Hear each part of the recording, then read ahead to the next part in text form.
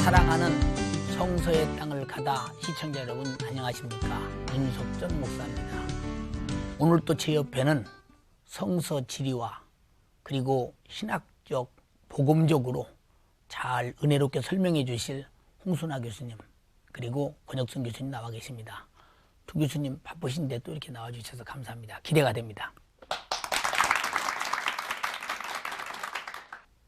유다 지파의 위대한 왕 다윗이 사울 왕에게 쫓겨다니던 시절에 엔기디 골짜기는 다윗의 유일한 은신처이기도 했습니다.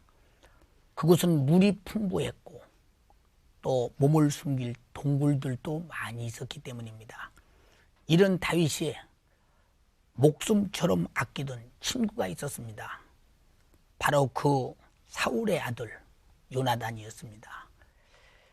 이 요나단과의 마지막 만남을 은혜롭게 가졌던 장소 바로 엔게디 서쪽에 있는 십황무지입니다. 오늘은 다윗의 역사가 살아 숨쉬고 있으며 성경의 역사가 살아있는 엔게디와 십황무지를 만나보시겠습니다. 역시 유다의 지파의 땅 엔게디입니다.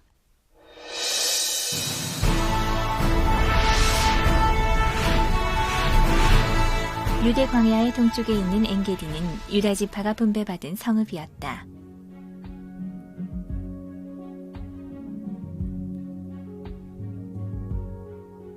엔게디는 사해와 연결된 황량한 지역이지만 이곳의 샘은 연간 300만 제곱미터의 물을 일정하게 공급하고 있다. 그 덕분에 엔게디는 험한 지형과 어울리지 않게 비옥한 곳으로 통한다.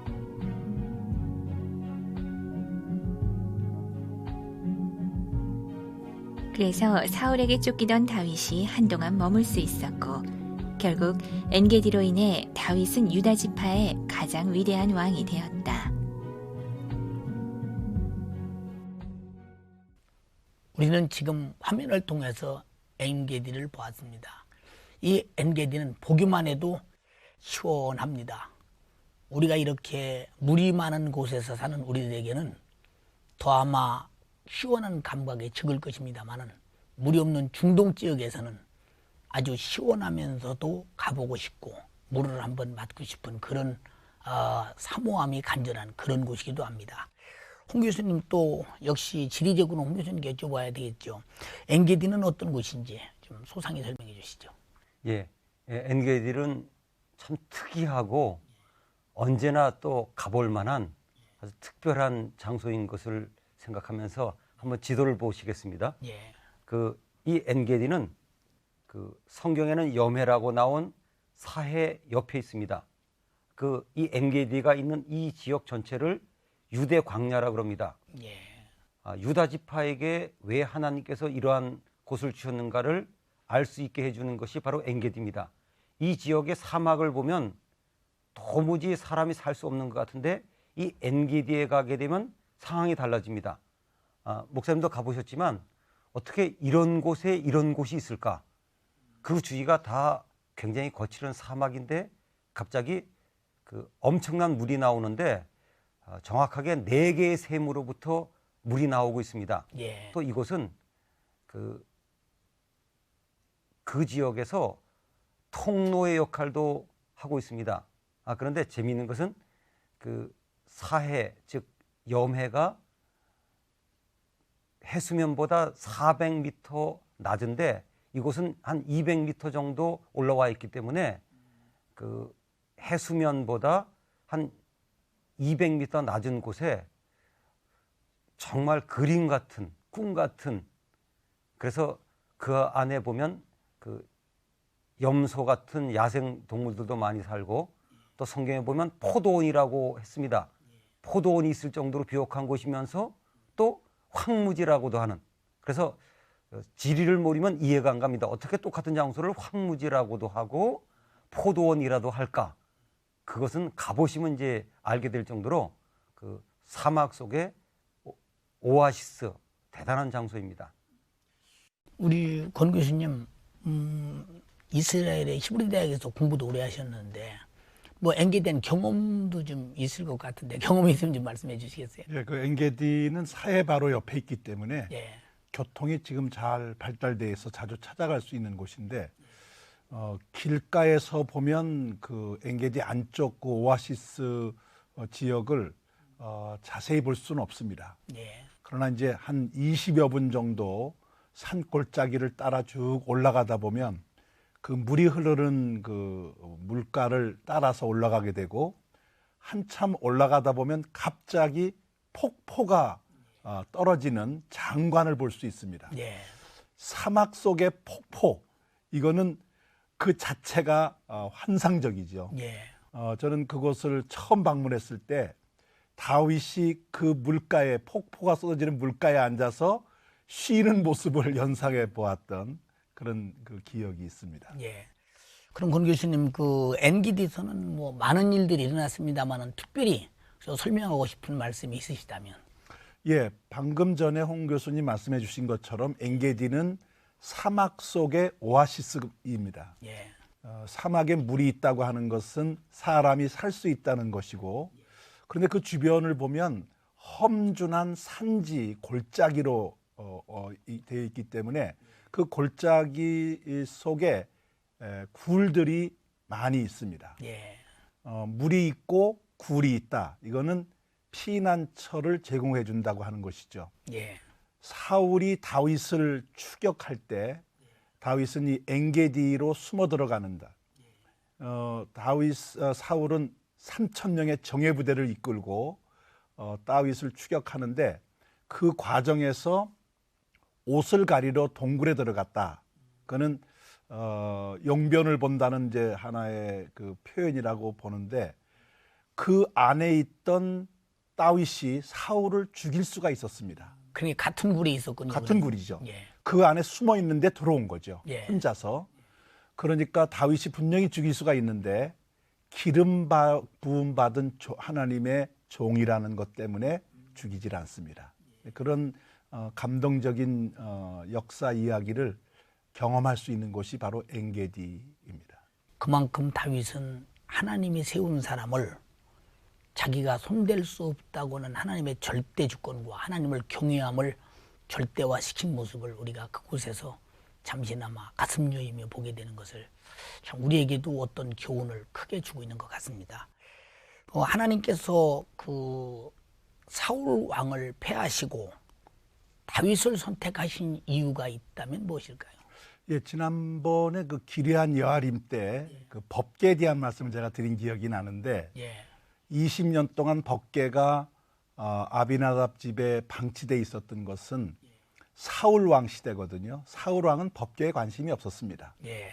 그거는 예배에 관심이 없다는 것이고, 반면에 이제 다윗은 예루살렘을 점령하고 나라가 안정되자마자 곧바로 법궤를 옮겨오지요. 예. 그건 하나님을 예배하는 예배 중심의 인물이라고 하는 걸 알 수 있습니다.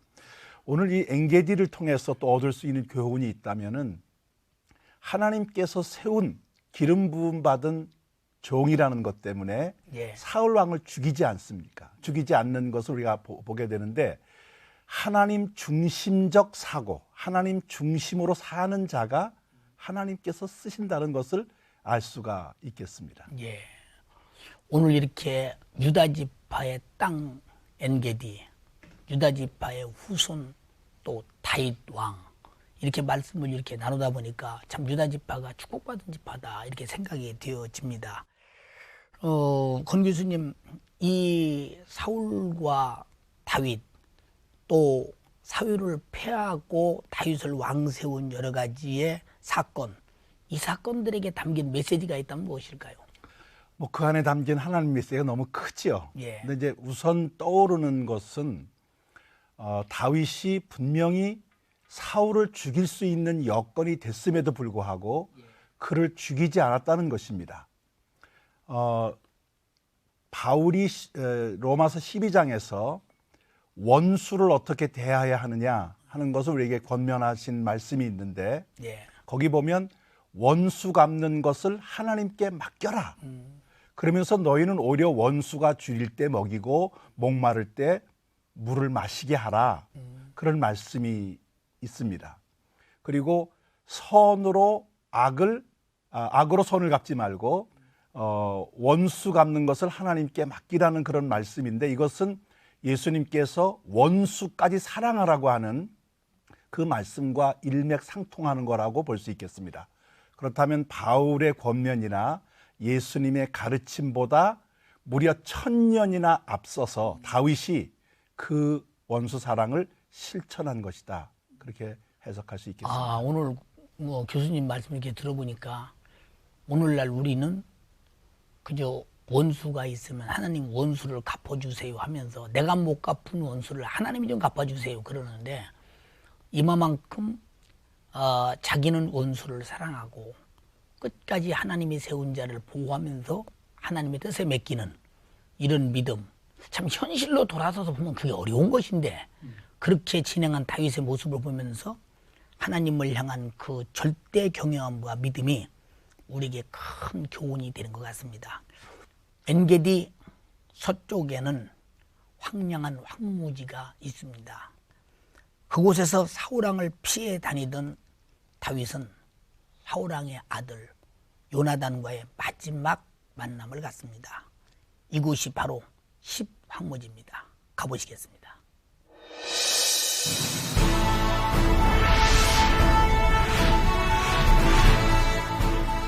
사해를 따라 유대광야 동쪽으로 향하면 유다 지파가 분배받은 성읍 엔게디가 나온다. 험한 지형이지만 오아시스를 이루는 좋은 조건 때문에 이곳은 요새의 역할을 했고, 유다 지파의 왕 다윗 또한 사울을 피해 이곳 동굴에 머물게 된다.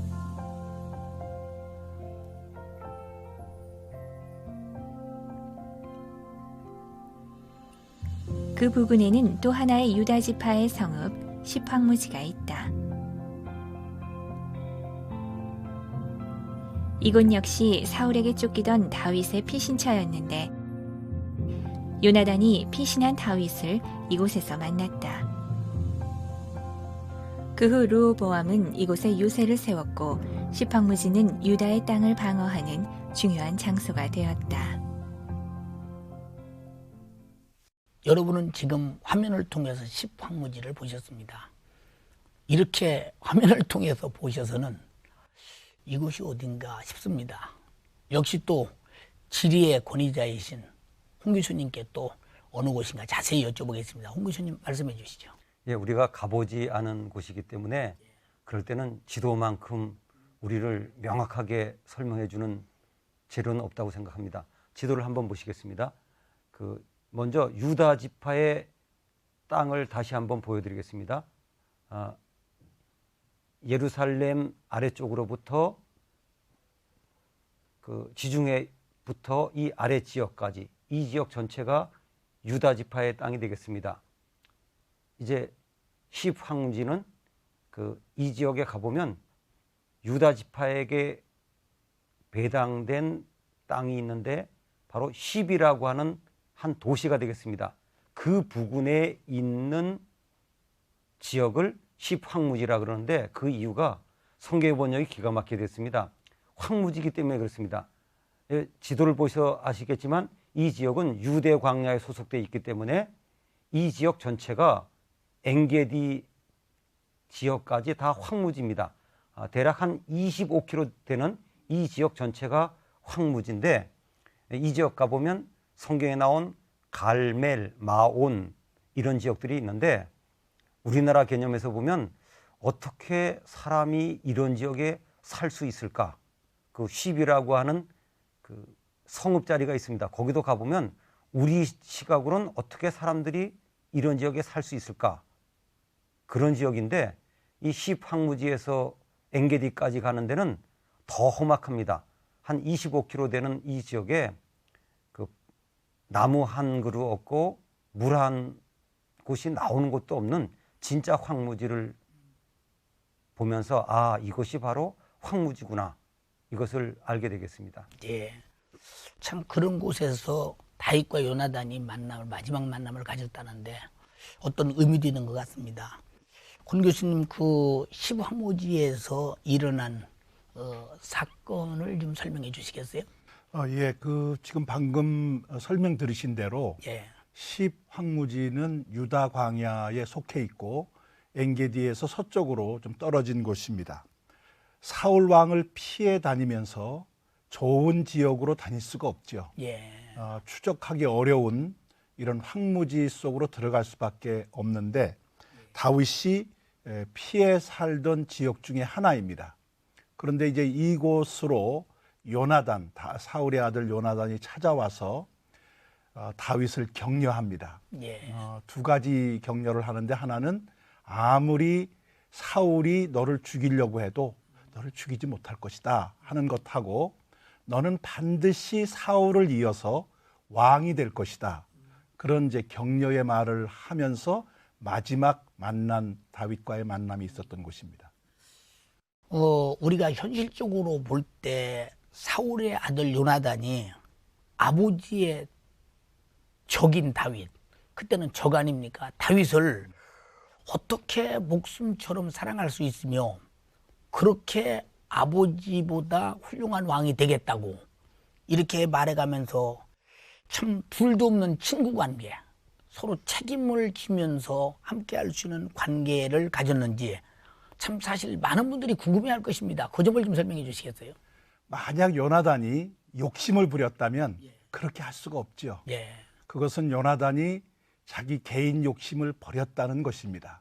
신앙의 가장 중요한 요소가 욕심을 버리는 것입니다. 요나단은 다윗의 탁월함을 알았습니다. 예. 그리고 그가 훌륭한 지도자라는 것을 이미 알고 있었고 그리고 하나님께서 그 편에 있다는 것을 본 것입니다. 예. 요나단은 하나님 편에 서 있는 다윗, 그도 하나님과 같은 편에 서 있었기 때문에 비록 아버지가 사울이고 사울이 다윗을 죽이려고 했지만 하나님 편이라고 하는 공통분모가 있었기에 둘 사이가 정말 이런 아름다운 우정관계를 유지할 수 있었다. 네. 우리에게 필요한 것이 하나님 뜻이라고 하는 공통분모가 아닌가, 그런 교훈을 얻습니다. 권 교수님 말씀을 들어보니까 요나단이 다윗을 아버지 적인데도 불구하고 그렇게 가까이서 도와주고 그 아버지보다 훌륭한 왕이 되겠다고 믿으면서 다윗을 도왔던 것은 역시 하나님을 향한 뜻과 섭리 속에서 나타난 신앙이었다. 이렇게 볼 때 충분히 이해가 됩니다. 오늘 아주 은혜로운 말씀 참 고마웠습니다. 근데 권 교수님, 다윗과 요나단의 관계 속에서 담긴 메시지가 있다면 무엇일까요? 좀 진하게 좀 말씀해 주시죠. 예, 요나단은 가만히만 있으면 왕이 될 사람입니다. 예. 자기 아버지가 다 마련해 주어서 밥상을 마련해 줄 수 있는 왕이 될 수 있는 기회가 있었음에도 불구하고 하나님의 뜻이라고 하는 데에서 그는 욕심을 버리게 됩니다. 저는 그 요나단을 보면서 은사가 무언가를 생각하게 되는데요. 우리 모두에게 하나님의 은사가 있습니다. 예. 그거를 잘 개발해서 극대화시키는 것이 우리가 할 일이라고 봅니다. 예. 그런데 은사와 관련해서 또 한 가지 우리가 기억해야 될 것은 내가 할 수 있는 것이 있고 할 수 없는 것이 있는데 예. 할 수 있는 것은 적극 개발을 하되 할 수 없는 것은 다른 사람의 도움을 받는 것입니다. 예. 요나단은 자기가 왕이 되는 것보다 하나님께서 세우신 다윗이 더 훌륭한 왕이 될 것을 본 것이죠. 예. 그런 점에서 그는 자기를 비우고 다윗을 세우게 되는데 사울 때문에 뒤엉킨 이스라엘 역사가 요나단의 그런 분별력 때문에 바른 자세 때문에 하나님 뜻대로 세워지는 놀라운 역사를 우리는 보게 됩니다. 오늘날 우리 교회에도 내가 해야 될 일과 더불어 다른 사람의 도움을 받아야 되고 그것을 격려해야 될 것을 분별하는 지혜가 절실하지 않을까, 그런 생각을 가져봅니다. 오늘 이제 권 교수님 말씀을 들으면서 아주 뜻깊고 은혜로운 설교 한 편을 듣는 것 같은 그런 느낌을 느끼면서 참 감동적이었습니다. 오늘 두 교수님께서 이렇게 말씀해 주시는 도중에 이 듣는 박충격이나 시청자들은 이런 부분은 좀 알았으면 좋겠다는 부분이 꼭 있습니다. 그래서 방청객의 질문을 좀 받아보겠습니다. 홍 교수님께 여쭤보겠습니다. 성경에 이름은 다른데 같은 장소가 있습니다. 어떻게 이해하는지 궁금합니다. 예, 많은 분들이 이 성경에 나온 지리를 이해하려고 할 때 제일 힘들게 만드는 것이 지금 지적하신 바로 그 점이에요.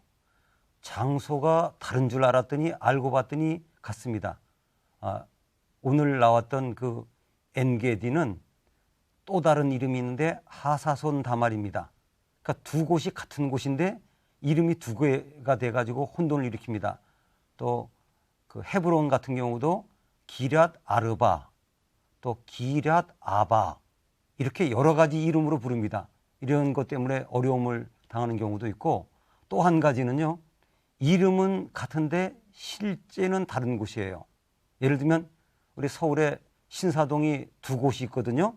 근데 이제 그 같은 곳인 줄 알았는데 지역이 다르거든요.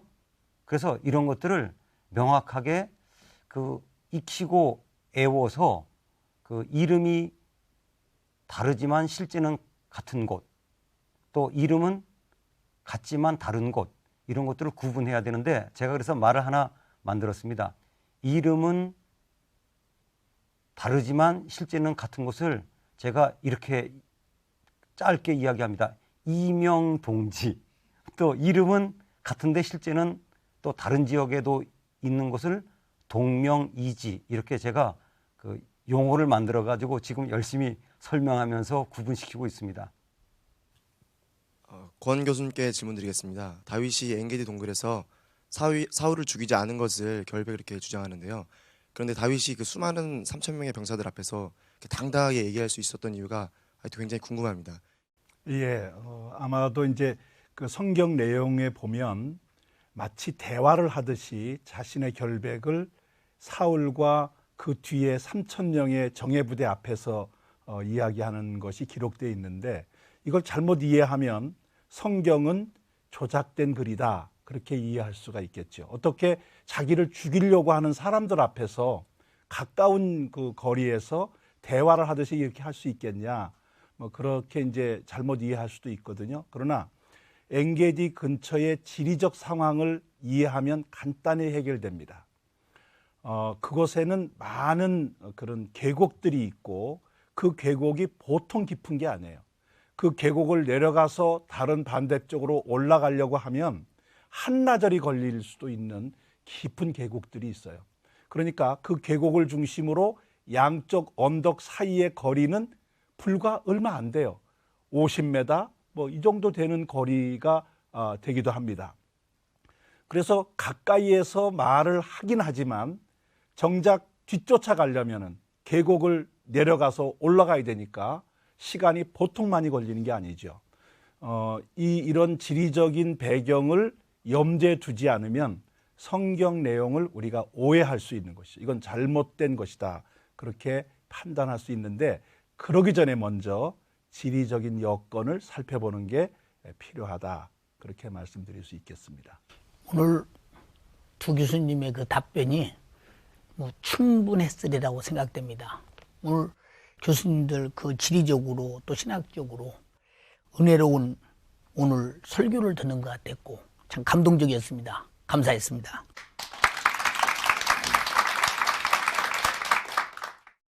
유다 지파의 땅 엔게디, 그곳에서 사울과 다윗의 사건, 아주 우리에게는 큰 교훈을 주는 사건이었습니다. 능히 사울과 다윗은 적과 적인데도 불구하고 한 동굴에서 칼을 빼면 잠깐에 끝낼 수 있는 전쟁인데도 불구하고 하나님이 세운 기름 부음 받은 왕을 내가 어찌 감히 죽일 수 있으랴. 다윗은 하나님의 섭리를 크게 보고 하나님의 뜻을 크게 여기면서 하나님을 경외함으로 신앙적으로 그 싸움을 이미 이긴 것과 같은 승리를 가져왔습니다.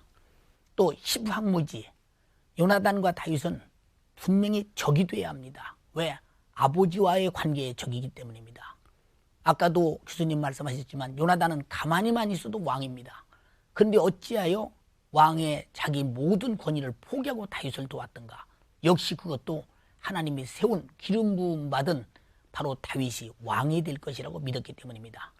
이렇게 요나단도 하나님을 경외함으로 다윗을 도왔고, 또 다윗도 하나님을 경외함으로 사울을 당장에 해치울 수 있지만 하나님의 섭리에 맡기는 이 믿음, 신앙은 이만큼 중요한 것입니다. 우리 모두가 다 유다 지파에서 이런 사건이 일어난 후손도 있는 걸 바라보면서 우리도 우리 생애 동안 살아가면서 이렇게 하나님의 섭리를 바라보고 살고 후손에게도 그런 축복이 이어지는 아름다운 삶이 지금부터 전개되기를 진심으로 부탁에 마지 않습니다. 감사합니다.